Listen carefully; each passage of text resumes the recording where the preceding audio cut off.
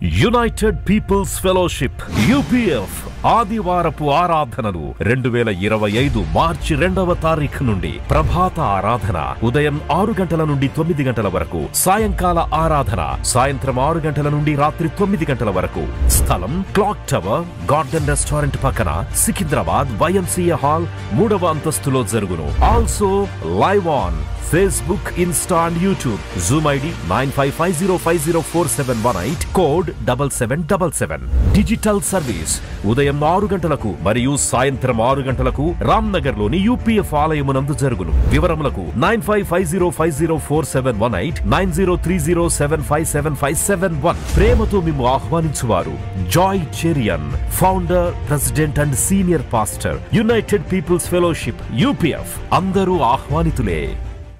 సిలువను గూర్చిన వార్త నశించుచున్న వారికి వెర్రితనము కాని, రక్షింపబడుచున్న మనకు దేవుని శక్తి. 1 కొరింథీ 1:18. యునైటెడ్ పీపుల్స్ ఫెలోషిప్ UPF నిర్వహించు సిలువ ధ్యానములు.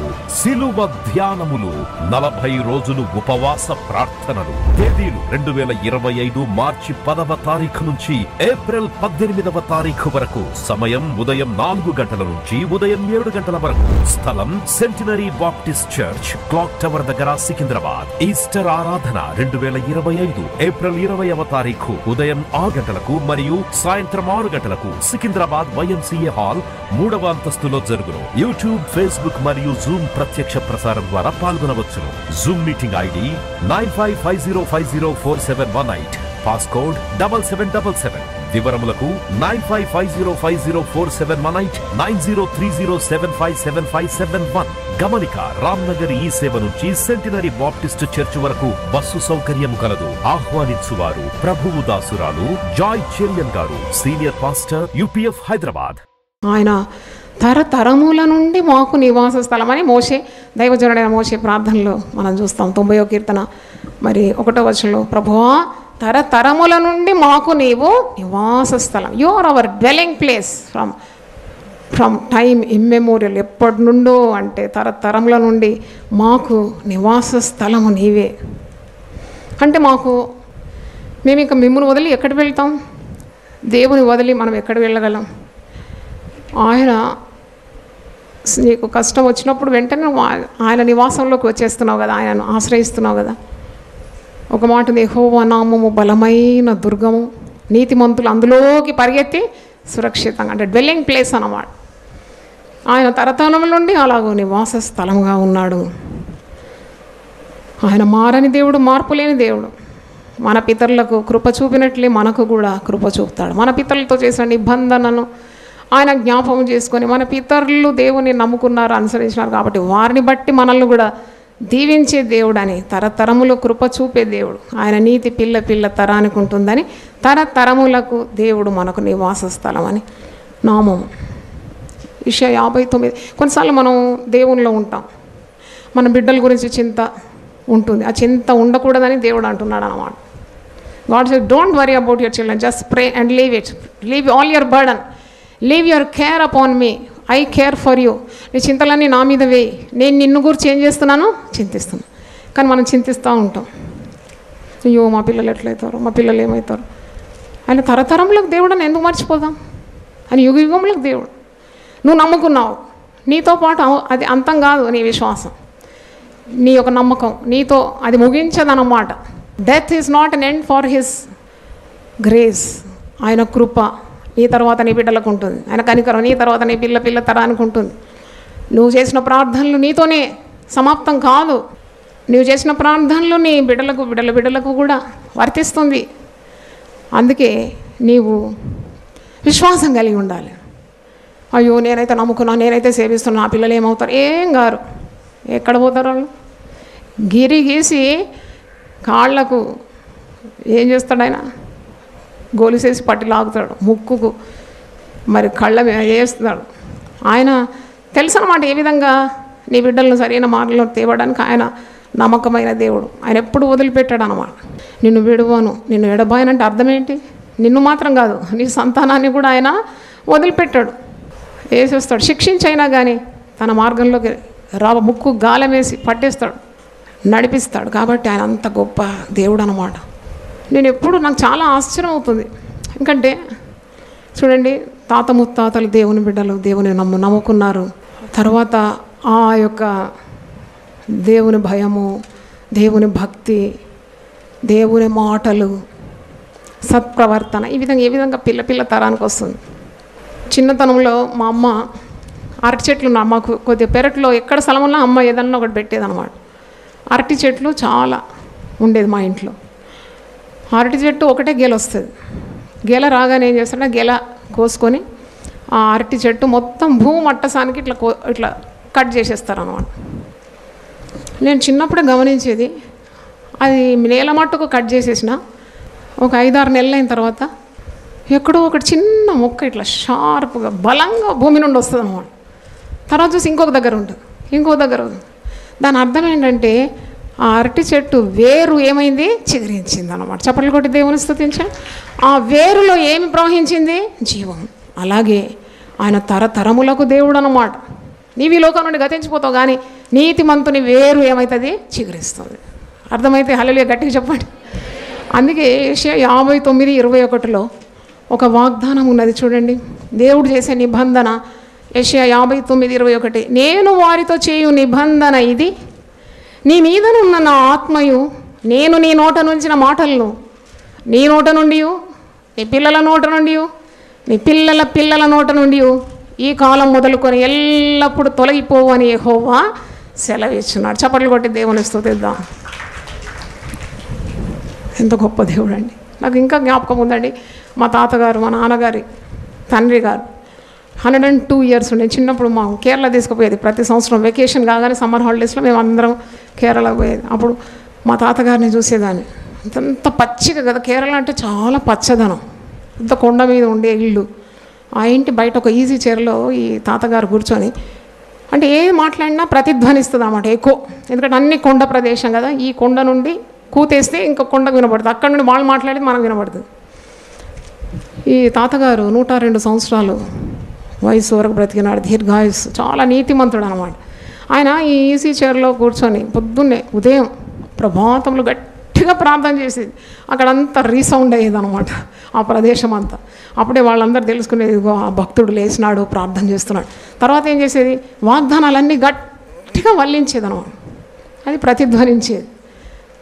అప్పుడు వాగ్దానాలు, నేను చిన్నప్పుడు నాకేం తెలియదు, వాగ్దానాలు అని తెలియదు, ఏంటో ఈ ముసలాయన ఏమేమో అంటున్నాడు అనుకునేదాన్ని. కానీ ఇప్పుడు ఆ వాగ్దానాలే కదా, ఆయన సంతానంలో, ఆయన సంతానం యొక్క సంతానంలో, పిల్ల తరానికి ఆ మాటలు గతించిపోకుండా ఇప్పుడు మీరు కూడా వల్లిస్తున్నారు కదా దేవుని వాగ్దానాలు. అంటే దాని అర్థం ఆయన తరతరముల నుండి మనకు నివాస స్థలంగా ఉన్నాడు, తరతరముల దేవుడు అని అర్థం. ఆ మాటలు మన పితరుల నోటి నుండి మాటలు, అదే మాటలు మన నోటిలో. అందుకే నీకు నమ్మకం ఉండాలి. నీ నోట దేవుని మాట ఉంటే ఆ మాట నీ సంతానం నోటిలో కూడా దేవుడు పెడతాడు. దేవుని స్తోత్రం, హల్లెలూయా. నేను అఖిల్ బాబు దేవుని వాక్యం వస్తుందా అసలు అనకు, ఎందుకంటే ఇప్పుడు అంత భక్తిగా నాకేం కనబడలేదు. కానీ మంచి స్వభావం, ముగ్గురిది కూడా చాలా బ్యూటిఫుల్ క్యారెక్టర్, కానీ చాలా భక్తి ఉన్నట్టు నాకు అనిపించలేదు. నేను అనుకునేదాన్ని వీళ్ళ లోపల వాక్యం ఉందా అంటే. క్యాలెండర్ ప్రింట్ చేసినప్పుడు చాలా మటుకు వాగ్దానాలు అఖిల్ బాబే సిద్ధపరిచినాడు. దేవుని స్తోత్రం. ఆయన బైబిల్ నుండి తీసి ఒక్కొక్క వాక్యం పెడుతుంటే నాకు ఆశ్చర్యం అనమాట, ఇన్ని వాక్యాలు విని తెలుసా అని. అంటే అది ఎక్కడ పోతుంది కదా, ఎక్కడే పోదన్నమాట. నీ భక్తి ఎప్పుడు నష్టము కాదు. దేవుని స్తోత్రం, హల్లెలూయా. దేవుని మాటలు, దేవుని ఆత్మ నీ మీద మాత్రంగా, నీ బిడ్డల మీద, నీ బిడ్డల మీద తరములు ఆయన విశ్వాస్యత చాలా గొప్పది. దేవుని స్తోత్రం, హల్లెలూయా. అందుకే స్థిరంగా ఉండాలి విశ్వాసంలో. Why your faith should be shaken. ఎందుకు నీ కలవరం, ఎందుకు ఇంత విభ్రాంతి? ఆయన తరతరములకు దేవుడు కదా. నువ్వు నమ్ముకున్నావు, నువ్వు పవిత్ర జీవితం కలిగి ఉన్నావు, దేవునితో బంధం కలిగి ఉన్నావు, నీ బిడ్డల గురించి ఉన్న చింత నీకు అవసరం లేదు. నీ సాయశక్తులు ప్రయాసపడు, ప్రార్థన చేయి, కానీ చింత మానేసి. Trust God, he's worthy to be trusted at all times. ప్రతి విషయంలో కూడా ఆయన నమ్ముకొనదగిన దేవుడై ఉన్నాడు. దేవునికి స్తోత్రం, హల్లెలూయా. అందుకే మరియా అంటది, లూకా సువార్త 1:50 మరియా పాట పాడుతుంది. ఆ పాటలో లూక్ 1:50 ఆయనకు భయపడు వారి మీద ఆయన కనికరము తరతరములో ఉండను. తరతరములు ఉంటుందని వాక్యం. కొన్నిసార్లు తరతరములో మరి పితరులు పాపం చేస్తే ఆ పాపం అంత వస్తుంది కదా, శాపంగా మారి పిల్లల మీదకి వస్తుంది కదా అని ఒక అనుమానం అందరికి ఉంటుంది. అందరి తాతలు భక్తుల కాదు, వాళ్ళు ఏం పాపం చేసినా మళ్ళీ తిరిగి వస్తుంది కదా. అది పాత నిబంధనలో ఉంది. నిర్గమకాండం 20వ అధ్యాయం 5-6లో ఉంది. ఏలైనగా నీ దేవుడని యెహోవానగు నేను రోషము గల దేవుడను, నన్ను ద్వేషించు వారి విషయంలో 3-4 తరముల వరకు తండ్రుల దోషము కుమారుల మీదకి రప్పించు. అంటే తండ్రుల దోషం వస్తుంది పిల్లల మీదకి, పిల్లల మీదకి. దీవెనలు ఏ విధంగా వస్తుందో శాపం కూడా అలాగే వస్తుంది కదా అని ఒక అనుమానం మనకు ఉంటుంది. ఆ అనుమానం కూడా ఉండనవసరం లేదు. ఎందుకంటే గలతీ 3:13-14లో ఆత్మను గూర్చిన వాగ్దానము విశ్వాసం వల్ల మనకు లభించినట్లు అబ్రహాము పొందిన ఆశీర్వచనం క్రీస్తు యేసు ద్వారా. ఎవరి ద్వారా చెప్పండి? ఎవరి ద్వారా? క్రీస్తు యేసు ద్వారా అన్యజనులకు కలుగుటకై క్రీస్తు మన కోసము శాపమై మనల్ని ధర్మశాస్త్రం యొక్క శాపము నుండి విమోచించాను. ధర్మశాస్త్రంలో ఉంది తండ్రుల దోషము 4 తరాల వరకు వస్తుందని. కానీ ఎప్పుడైతే యేసుక్రీస్తు శిలువ మీద తన ప్రాణము పెట్టినాడు, ఆ యొక్క మరి ఆ శిలువ మరణం ముందు మన విశ్వాసం కలిగిన వారై ఉంటే ప్రతి శాపం కూడా ఆశీర్వాదంగా మారిపోతుంది. దేవునికి స్తోత్రం. హల్లెలూయా. పితరుల శాపం గురించి నువ్వు భయపడే అవసరం లేదు. You just get cleansed in the blood of Jesus. యేసు ప్రభు మన కోసమే శాపంగా ఆయన శిలువలో వేలాడినాడు. కాబట్టి అబ్రహాముకి ఇచ్చిన వాగ్దానాలన్నిటికీ మనల్ని వారసులుగా చేసినాడు. ఆయన యందు విశ్వాసం ఉంచడం ద్వారా దేవుడు అబ్రహాముకి ఎన్ని వాగ్దానాలు ఇచ్చినాడో ఆ వాగ్దానాలన్నీ కూడా మనం పొందుకోగలమని ఇక్కడ మంచి హామీ మనం చూస్తున్నాం. తరతరములకు ఆయన దేవుడు. మరి ఒక నామం ధ్యానిద్దాం. ఆయన దారిద్ర్యమును ఐశ్వర్యమును కలుగు చేయవాడు. 1 సమయాలు 2:7లో ఈ నామం ఉన్నది. దారిద్ర్యం కలిగజేస్తాడు, ఐశ్వర్యం కలిగజేస్తాడు. ఆయన 1 సమయాలు చూద్దాం ఒకసారి. అన్న పాడిన పాట ఇది. 1 Samuel 2nd chapter. యెహోవా దారిద్ర్యమును ఐశ్వర్యమును కలగజేయవాడు, కృంగజేయవాడును లేవనెత్తువాడును ఆయన. ఇంకా బాగుంది 8వ వచనం. ఆయన ఐశ్వర్యం కలగజేసేవాడు కదా, దరిద్రత పోగొట్టి దేవుడు కదా. అంటే ఒకని దరిద్రుగా చేయడం ఆయన వశంలోనే ఉంది, ఒకని ఐశ్వర్యవంతునిగా చేయడం కూడా ఆయన వశంలోనే ఉన్నది. ఒక దరిద్రుడు ఏ విధంగా ఉన్నతమైన స్థాయికి రాగలడు, ఆయన దరిద్రులను ఏ విధంగా పైకి లేవనెత్తగలడు? ఎందుకంటే ఆయన సర్వశక్తి గల దేవుడు కాబట్టి ఆయన దరిద్రులను ఐశ్వర్యవంతులుగా చేయగలడు. ఆయన దరిద్రులను అధికారులతో కూర్చుండబెట్టుటకు, మహిమగల సింహాసనమును స్వతంత్రింపజేయుటకు వారిని మంటిలో నుండి ఎత్తువాడు ఆయనే. లేమి గల వారిని పెంట కుప్ప మీద నుండి లేవనెత్తువాడు ఆయనే. భూమి యొక్క స్తంభములు యెహోవా వశము, లోకమును వాటి మీద ఆయన నిలిపి ఉన్నాడు. అంటే తగ్గించుకున్న వారిని పైకి లేవనెత్తాడు తప్పకుండా. మంటి నుండి కూడా దరిద్రులు లేవనెత్తి సింహాసనం మీద కూర్చోబెట్టగలడు. పెంట కుప్ప మీద నుండి దరిద్రులను తీరులను పైకి లేవనెత్తి గొప్పవారిగా ఐశ్వర్యవంతులుగా ఆయన చేయగలడు అని అర్థం. The all power belongs to him. 113వ కీర్తన ఒకసారి చూడండి, 8-9. ఆయనే నేల నుండి దరిద్రులను లేవనెత్తువాడు, పెంట కుప్ప మీద నుండి బీదలను పైకెత్తువాడు. He can do everything. 7వ వచనం. ప్రధానులతో, తన ప్రజల ప్రధానులతో వారిని కూర్చుండబెట్టుటకై నేల నుండి దరిద్రులను లేవనెత్తువాడు, పెంట కుప్ప మీద నుండి బీదలను పైకి లేవనెత్తువాడు అని అర్థం. అంటే దీని అర్థం ఏంటంటే గొప్పతనాన్ని కొరకు కానీ, ఒక ఐశ్వర్యవంతుడు కావాలని, ఒక శ్రీమంతుడుగాను ఉండాలని, ఒక ధనము వెండి బంగారం సంపాదించుకోవడానికి దాని మీద నీ దృష్టి ఉండకుండా నీ మొత్తం కేంద్రీకరణ దేవుని మీద ఉండాలి. దేవుడే నాకు పాలు, దేవుడే నాకు స్వాస్థ్యము, ఈ గొప్ప దేవుని కలిగి ఉండడమే నాకు ధన్యకరము అని ఎప్పుడైతే నువ్వు గమనిస్తావో అప్పుడు దేవుడే నిన్ను మరి క్రింది స్థాయి నుండి పైకి లేవనెత్తుతాడు అని అర్థం. మనం కొంతమంది మరి ఐశ్వర్యం కలగాలని ప్రయాసపడతారు. అట్టివారికి ఏమి ఉపదేశం ఉంది వాక్యములో? సామెతల గ్రంథంలో ఉంది ఒక మాట, నువ్వు ఎప్పుడు కూడా ఐశ్వర్యవంతులు కావాలని నువ్వు ఎప్పుడు ప్రయాసపడకూడదు. ఐశ్వర్యము దేవుని దగ్గర నుండి వస్తుంది, గొప్పతనము ఆయన దగ్గర నుండి రావాలి.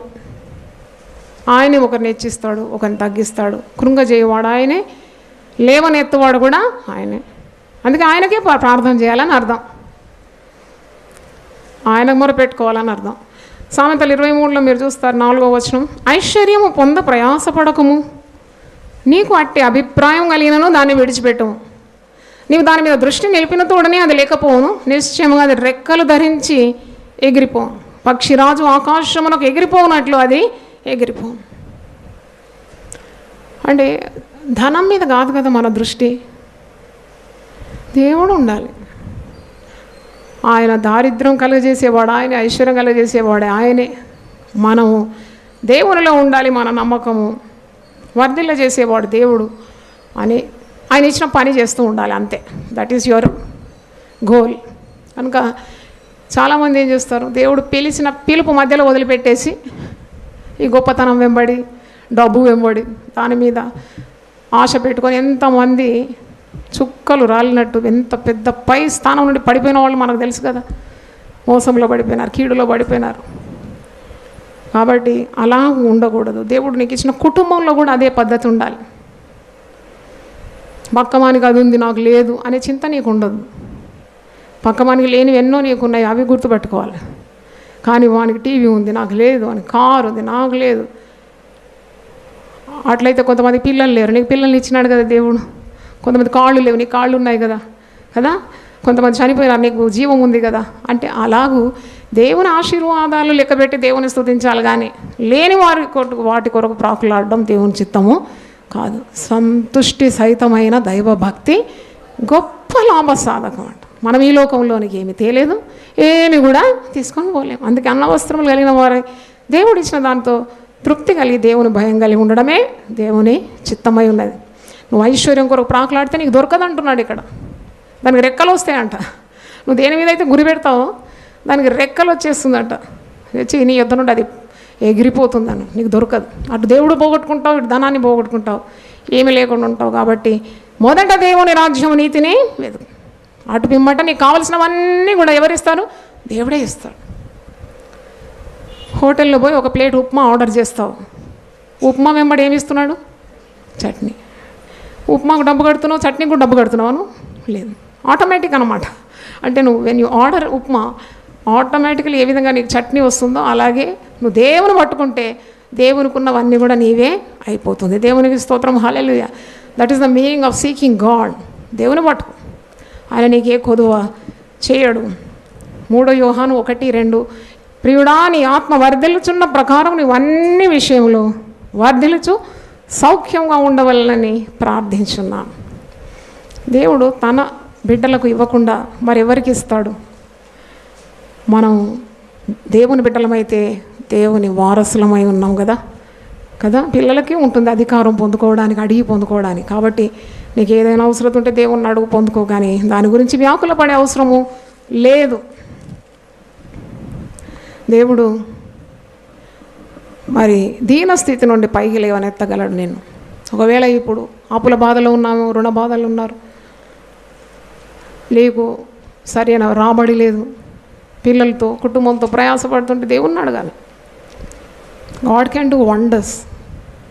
God can do wonders. 72వ కీర్తన చూడండి, 72, 12 and 13. దరిద్రులు మొరపెట్టగా అతడు వారిని విడిపించును, దీనులను నిరాధారులను అతడు విడిపించును.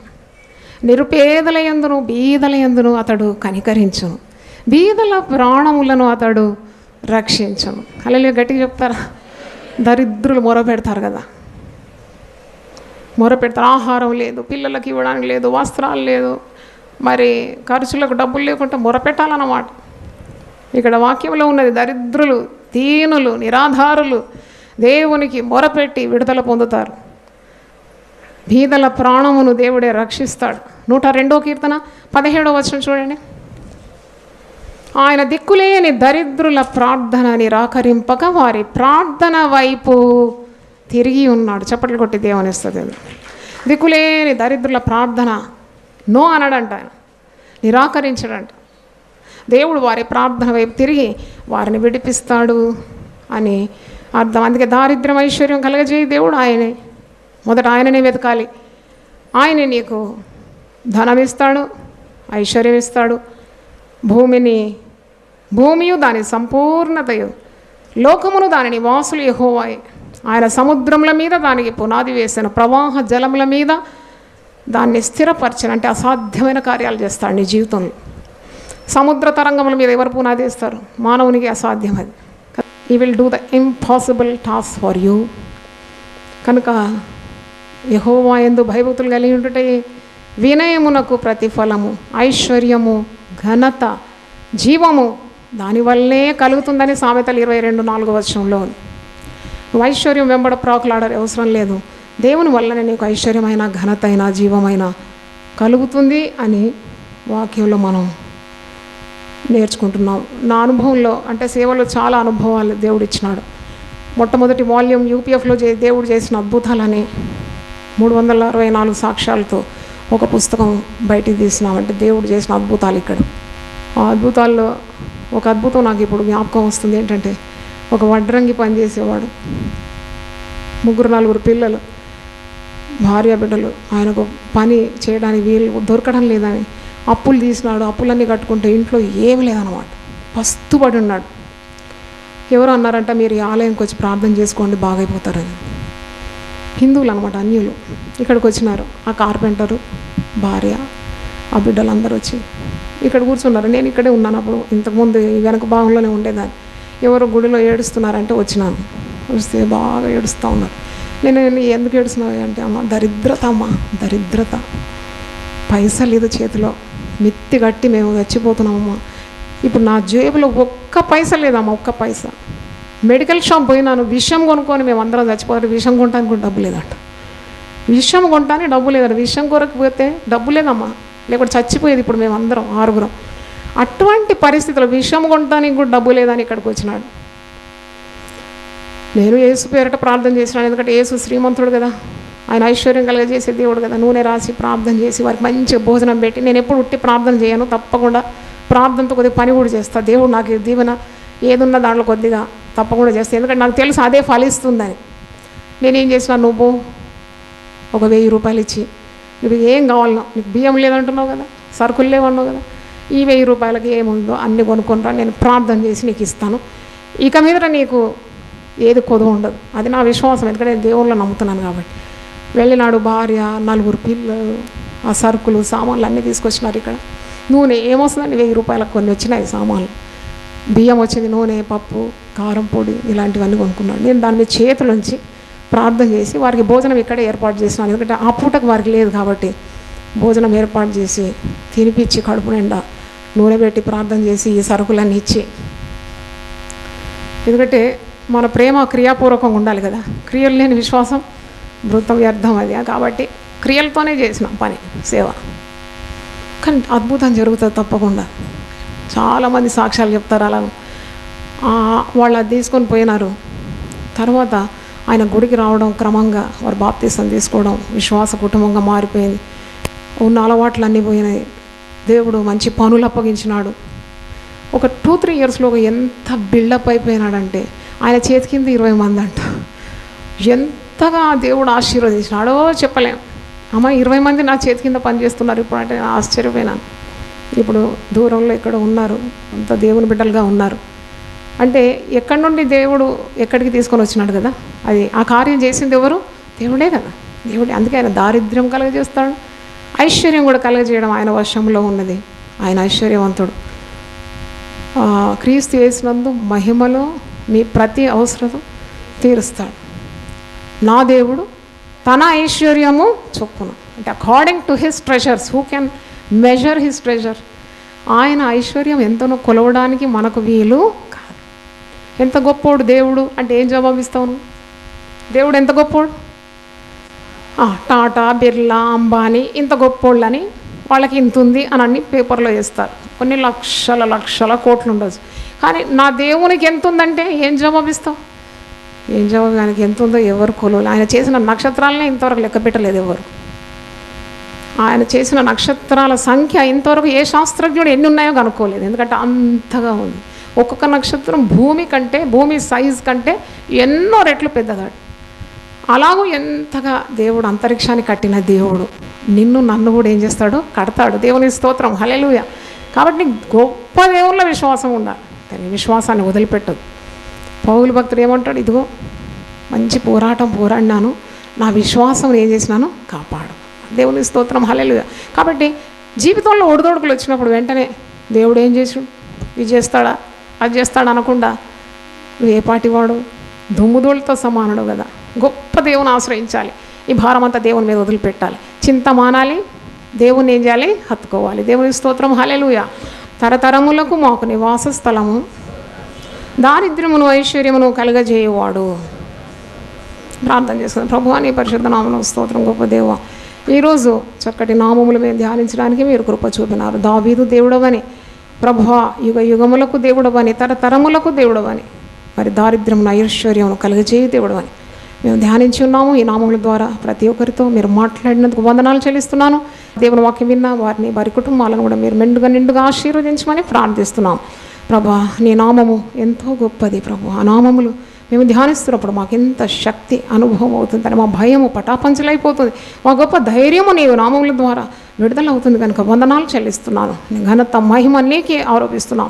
యేసు పరిశుద్ధ నామములో అడిగి వేడుకుంటున్నాను తండ్రి, ఆమేన్. దేవుడు మనల్ని సమృద్ధిగా దీవించును గాక, ఆమేన్. యునైటెడ్ పీపుల్స్ ఫెలోషిప్ UPF ఆదివారపు ఆరాధనలు 2025 మార్చి 2వ తారీఖు నుండి ప్రభాత ఆరాధన ఉదయం 6 గంటల నుండి 9 గంటల వరకు, సాయంకాల ఆరాధన సాయంత్రం 6 గంటల నుండి రాత్రి 9 గంటల వరకు. స్థలం క్లాక్ టవర్ గార్డెన్ రెస్టారెంట్ పక్కన, సికింద్రాబాద్ YMCA హాల్ 3వ అంతస్తులో జరుగును. Also live on Facebook, Insta and YouTube. Zoom ID 9550504718, code 7777. Digital service ఉదయం 6 గంటలకు మరియు సాయంత్రం 6 గంటలకు రామ్నగర్ లోని UPF ఆలయమునందు జరుగును. వివరములకు 9550504718, 9030757571. ప్రేమతో మేము ఆహ్వానించువారు Joy Cherian, founder, president and senior pastor, United People's Fellowship UPF. అందరూ ఆహ్వానితులే. సిలువను గూర్చిన వార్త నశించుచున్న వారికి వెర్రితనము కాని, రక్షింపబడుచున్న మనకు దేవుని శక్తి. 1 కొరింథీ 1:18. యునైటెడ్ పీపుల్స్ ఫెలోషిప్ UPF నిర్వహించు సిలువ ధ్యానములు 40 రోజులు ఉపవాస ప్రార్థనలు. తేదీలు 2025 మార్చి 10వ తారీఖు నుంచి ఏప్రిల్ 18వ తారీఖు వరకు. సమయం ఉదయం 4 గంటల నుంచి ఉదయం 7 గంటల వరకు. స్థలం centenary Baptist church, clock tower దగ్గర, సికింద్రాబాద్. ఈస్టర్ ఆరాధన 2025 ఏప్రిల్ 20వ తారీఖు ఉదయం 6 గంటలకు మరియు సాయంత్రం 6 గంటలకు సికింద్రాబాద్ YMCA హాల్ 3వ అంతస్తులో జరుగును. యూట్యూబ్, ఫేస్బుక్ మరియు జూమ్ ప్రత్యక్ష ప్రసారం ద్వారా పాల్గొనవచ్చును. Zoom meeting ID 9550504718, passcode 7777. వివరములకు 9550504718, 9030757571. గమనిక, రామ్నగర్ ఈ సేవ నుంచి సెంటినరీ బాప్టిస్ట్ చర్చ్ వరకు బస్సు సౌకర్యం కలదు. ఆహ్వానించువారు ప్రభువు దాసురాలు జాయ్ చెరియన్ గారు, సీనియర్ పాస్టర్ UPF హైదరాబాద్.